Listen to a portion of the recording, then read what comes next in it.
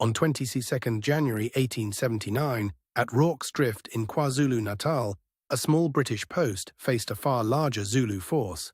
The battle still matters because it became a lasting symbol of endurance, empire, and contested memory. The fighting came from a wider imperial war in southern Africa, where British expansion collided with the independent Zulu kingdom. Diplomatic pressure, border disputes, and military confidence all helped push events toward conflict. By early 1879, British commanders expected a quick campaign, while Zulu leaders defended sovereignty and military tradition. Both sides carried heavy pressure, but they understood the stakes in very different ways. The British post at Rorke's Drift was small, improvised, and vulnerable, with supplies stacked near rough buildings and a mission station nearby. The defenders had rifles, limited ammunition, and little room for error. Across the region, the Zulu army moved with discipline, speed, and strong local knowledge. Its weapons included spears and shields, along with some firearms, while morale was shaped by duty, honor, and homeland. The route to the battlefield ran through river crossings, rough tracks, and open country that could hide movement until the last moment. In such terrain, speed mattered almost as much as numbers. The land around Rorke's Drift was open enough to expose defenders, yet broken by walls, buildings, and low rises that shaped every approach. Hot weather and dust made the day feel even more exhausting. The two sides came with different plans. British defenders hoped to hold a compact perimeter, while Zulu commanders aimed to overwhelm the post through pressure, movement, and close engagement. The opening phase began with distant movement, scattered shots, and quick attempts to organize the perimeter. Men rushed to strengthen walls, move supplies, and create any barrier they could. As pressure increased, the defenders were forced closer together. Ammunition had to be carried by hand, and every gap in the line became a problem that could spread quickly. The most dangerous point came when the outer defenses were tested again and again. The battle became a struggle of endurance, with each side trying to force the other into a mistake. A decisive movement followed when the defenders narrowed their line and tied the buildings together as a single strongpoint. That choice reduced exposure, but it also made the fight feel even more compressed. For the attackers, the battle's momentum was difficult to sustain under fire and around obstacles. For the defenders, survival depended on discipline, coordination, and the steady use of limited resources. By night, the fighting had become fragmented and exhausting. In the darkness, sound, confusion, and fatigue mattered as much as tactics, and both sides faced the strain of a long engagement. When the battle finally broke, the post remained in British hands, but the cost in exhaustion and uncertainty was severe. Around the compound, the aftermath showed how close the defenders had come to collapse. In the immediate aftermath, the surviving defenders were praised for holding out against overwhelming pressure.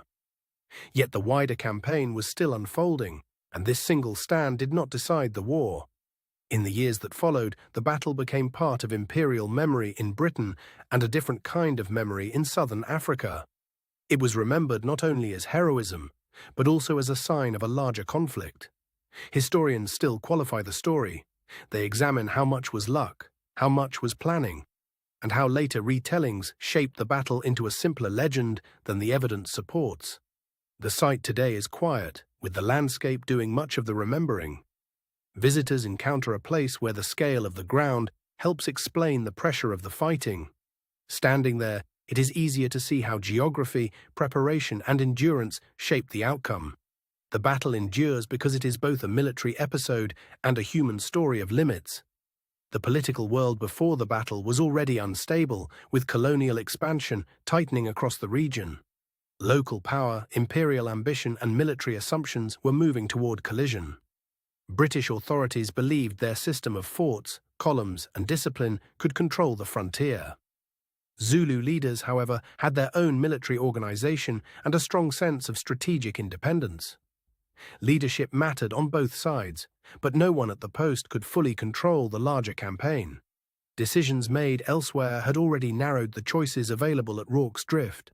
Weapons and logistics shaped the battle as much as courage did.